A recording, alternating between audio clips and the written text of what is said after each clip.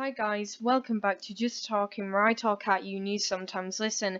Today we're discussing some of the events that are taking place in Blackpool Pleasure Beach this year, and I won't be including events that have already been, just so then you have current and up-to-date information, and I've already reviewed the hotels and rides at the rest of the park, so make sure to check them out if you're interested. So let's get into the main shows that are available. So the staple show at the park is Hot Ice. They've done two different variants of this, and you can purchase the soundtrack at the park. And this is basically an ice show that includes some risque elements, but it's appropriate for all audience as it is listed on the website. And it runs from 19th of July to 11th of September without dates on this Sunday, I believe. And that is for every single week leading up to the final show on the 11th of September, and the times vary from 11:30 to 7 p.m. You can check out the specific times for matinee and main shows on the website, and the prices do range from £10 to £32, so it's not too dear, and the prices for kids are also listed on there, but I believe that children aren't allowed in the matinee performances. Then you have the new Aladdin pantomime, which is coming on the 25th of November and will run until the 24th of December. So it's a classic Christmas pantomime, and that is quite common for the Winter Gardens Theatre in Blackpool, but it will be hosted on the grounds of the Pleasure Beach. Entry sort of areas will be listed on the website if you are interested in booking, and the prices will range from £12 to £110. You can book in advance. I don't believe there's any sort of booking on the day opportunity, but £110 is for things where you get a table for about five. I'm not too sure if drinks or food are included or if those are added prices, but they do always offer some sort of refreshments at their events, and the times vary from 10:30 a.m. to 7 p.m. So it's a good show for families to go to because the times aren't too long, and they don't really go into too much detail about how long the show will last for. It does have an intermission in it, so you can go to the toilet, I believe, too, because they have a lot of different toilets on site, so it's not an issue with that.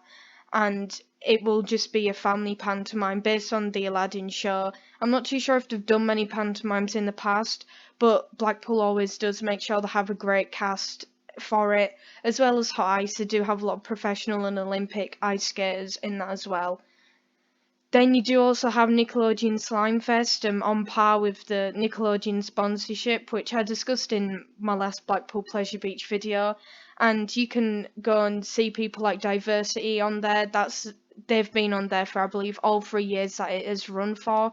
And I believe at one point Jojo Siwa did appear. I'm not too sure what the lineup is for this year based on current restrictions, but they do always make sure that they have some iconic Nickelodeon stars and also popular British celebrities on there. And the prices for that will range from £22.50, and there are standing seats, sitting seats, and other different meet and greet sort of packages.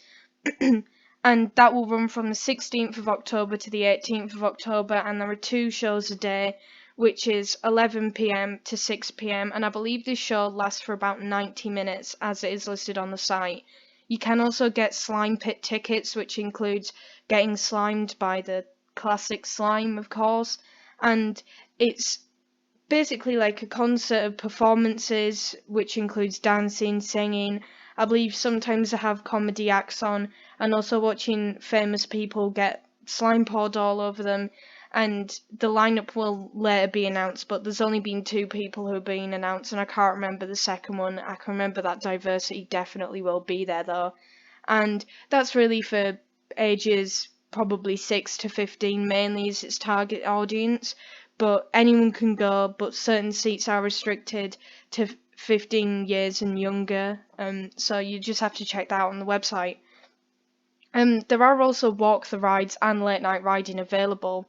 So Walk the Big One is not for people who are afraid of heights. It does scale the full 235 chain lift of the roller coaster and overlooks the sea, and if you go from that, it is actually 265 foot above sea level, so it's not for the faint of hearted, and that will run on select days from the 26th of March to the 8th of October, and the times for the about an hour-long experience are 6 p.m, 7 p.m, and 8 p.m, and that is a set price of £65 per person, and you do get all of the gear included with it, so you don't have to pay extra for the harnesses or helmets or any protective gear you want, which of course is a necessity to do it, so don't worry about having to rent any helmets. And yeah, it is an hour long, and you get to scale the full chain. If you don't go to just halfway up, you go the full 235 feet, and you get to stand at the top platform and look around for a little bit and witness the incredible views from the top, which you only get to see for a few, maybe 1 or 2 seconds when you're actually on the ride at that very top peak. And you get to see the tower in the distance and all the arcades, and then the sea that extends for miles, and you can just see that on some of the more perfect days. And it's hardly ever really foggy enough that you can't see too far off, but that's a really great experience for any thrill seekers.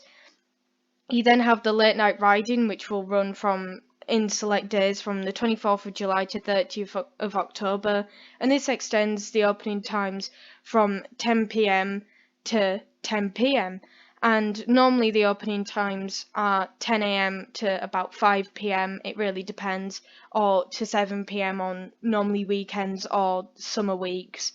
And the prices for tickets are normally quite regular. Sometimes they'll make the kids' tickets £34 and the adults' ones about £40, but it really depends on which day it is on, and these are not guaranteed to be every single day the late night riding, because normally they will host a fireworks show there, and they'll light all the rides up all the way through, and basically every ride will open until 10 p.m. apart from some of the Nickelodeon ones. And it's really worth it if you want to get those extra times in, or if you want to wander out of the park to do a separate attraction, or maybe go for a nice meal outside of the park. And this does really distribute the queue times out, so it's definitely worth some of the extra pounds that it does cost to go to these, because not everyone will come in straight away in the morning. It'll normally get a bit more saturated on a night, but on a morning it'll be relatively quiet, and then it'll start to fill up in the afternoon because people aren't restricted by time, and lunchtime won't be so busy as it normally is either. So here's a picture of Icon as the sun sets. This is actually part of a late night riding night, and you can see these little sort of streaks here. These are actually where the LED strips are for Icon, which do light up. I think they might have been removed a little bit for this season, but because I haven't seen them yet, so I just don't know. And here are some people scaling the big one, and yeah, here you can see you do get the helmets and the harnesses. I don't think you have to wear these sorts of work jumpsuits or anything. I think you just have to wear the protective equipment, and you are strapped into the main track, and you just go all the way up, and it's completely safe, so don't worry. So let's move on to the Halloween sort of events. So you have Malice in Wonderland, which is a dining experience which will be taking place from the 22nd of October to the 22nd. It's just a one-night opportunity, and will take place at 7:30 on a night, and it's £36.95 per person, and it's for adults only. So it's basically, from what they've revealed, a murder mystery experience where all the characters have, I suppose, gone wrong, and of course you've got the Queen of Hearts happening and all this sort of stuff, and you've got to basically solve a murder mystery. It's an interactive experience with, of course, the great actors that the Pleasure Beach does have, especially in the Halloween season. And I'm sure that it'll be a great experience, and it is adults only, so I'm assuming it will have some sort of scary elements with some form of jump scare and violence in it. So it isn't for kids, so if you are bringing your family around Halloween time, this isn't an opportunity that you'll be able to experience. And I'm not too sure where this will be hosted. I'm sure it will say that on the website, but I couldn't really find too much information on it. Then you have the Journey to Hell Freak Nights, which I didn't think was actually happening this year. It does say it is from the 8th of October to the 31st. This includes a few horror mazes with, of course, live actors, jump scares and things like that, and it's from £22 per person in it, and it has about 3 mazes, I believe, from when it happened in 2019. They did originally plan for it to only take place in 2022, but I suppose with the current restrictions being lifted, I'm sure that they've managed to sort this all out. And at the same time, they will be hosting the more family-friendly event, which is the Vampire Beach, where they have the roaming characters such as the werewolf and the creepy old man, which I can never find the name of or what sort of character he is. And you can go to that, and of course, none of them are going to come up to you and scare you. There's no worry about going through the daytime. Journey to Hell Freak Nights does take place after the park has closed, so you won't, if you're bringing a family along with kids or particularly younger kids, you won't get scared during the daytime. No one's going to come up to you and grab you, or there's not going to be anything too loud or anything like that. It's just going to be the normal sort of family friendly decorations and things like that and festivities. So there's nothing to worry about with this. The Vampire Beach is simply just a decoration sort of event, and on Halloween they will bring out some of the actors because it's sort of the hype for the final night of Freak Nights. Although although last time they did actually still do the horror mazes on the 1st of November, so I'm not too sure how that's going to work out. And then you have the Circus of Horrors sort of shows. You have the family show and also just the regular show, because some of the elements might scare kids or be a bit too risque, but it really depends on what you think is perfect. And the family one will run from the 28th to the 31st of October, and the normal version will run from the 27th to the 31st, with the family show taking place at an earlier time of 4 p.m. and the normal one taking place at 8 p.m. The only difference is really the prices, in my opinion. £15 per person is the base price for Circus of Horrors family show, and I believe that is actually the kids' price. And the Circus of Horrors starts at £22. You can pause the video at any point just to look at these prices if you would like. Then you have the dining experiences that they offer. There's about 3 staple ones in my opinion. You have the Paradise Summer Dinner Show, which is similar to another one I'll show, and it does have the 1930s sort of style. This is kind of like a concert event where you do, I believe, get food included because it is a dining experience. But I don't think drinks are. I'm not too sure about that. And this will run from the 5th of August to the 28th of August at 8 p.m.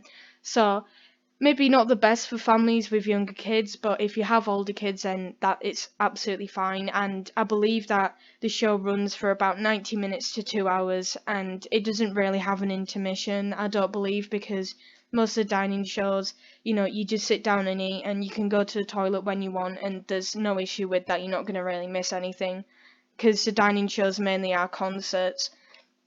You then have the Gatsby Christmas Dinner Show, which I believe is similar to the Paradise Dinner Show, but the costumes are a lot less based on how much fabric is on everyone's body, but it's still appropriate for all audiences. There's nothing like inherently inappropriate for younger audiences, and this will run from the 3rd of December to the 18th at 7 p.m. for about 90 minutes to 2 hours. It does say that there is only really same day bookings for this. I couldn't actually find anything for in advance, and the tickets start from £20 per person.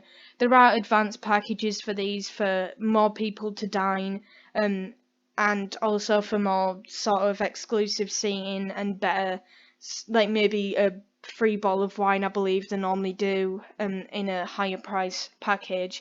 And then you also have the Fawlty Towers dining experience, which is based off of the popular British show Fawlty Towers, and that will feature some of the classic characters and will include some sketches and things like that. And this will be running from selected dates between the 2nd of July to the 12th of November at 7:30 p.m. And that, I believe, does also similarly run for 90 to 2 hours.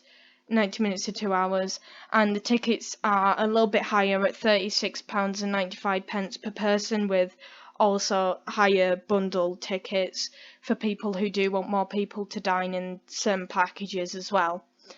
There are some miscellaneous events such as the psychics and hypnotists that do come. There are comedy hypnotists that come, and they tend to be for adult audiences only due to their more adult comedy and things like that. You then also have the America's Got Talent comedy puppeteer, which is for all audiences, and I believe that is 90 minutes long, and also has refreshments, but I don't think they're included unless you get a better package. You also have Majesty, which is the Queen band tribute performance, which is similarly a concert, and well, similar to some of the other events, a concert, and that will feature Queen's most popular songs. The Evolution of Magic, which features a Britain's Got Talent magician, and the Christmas Grotto, which will take place in the off season. So once the park has closed up for the winter, then kids can come and meet Santa and the favourite Nickelodeon characters in the themed grotto. And not too much has been announced about this. There's not any added details because no one knows how restrictions with the current situation are going to go when it gets down to winter. So they're not really revealing too much about any of the events. But that's really the main staple events of the year. There are a wide variety of dining shows and more. So yeah, thank you for watching. If you do want to see any more information and you want to book anything, go into the official Blackpool Pleasure Beach website where you can book your own tickets and choose where you want to sit and get some more information based off of this, because I do know there is particularly a lot more information about Slimefest on the website, and if I did go into more detail about it, this video would probably be 40 minutes long. But those are the main sort of events that you can go to for the 2021 season. I will make sure to keep you posted with any new information about the shows, but yeah, overall there are just the dining shows, the sort of comedy shows that centre around magic and hypnotism. You do also have the Walk the Rides events. There used to be Walk the Woody, but that ended on the 1st of July, unfortunately. And there are some other events such as late night riding and also the horror mazes, which will supposedly be taking place this year if they can get it up and running. So yeah, if you enjoyed this video, make sure to like, comment, or even subscribe. The support is greatly appreciated, and if you do want to see similar content, please check out the rest of my channel because there are some other videos on this sort of thing. So yeah, this was just talking. Bye bye.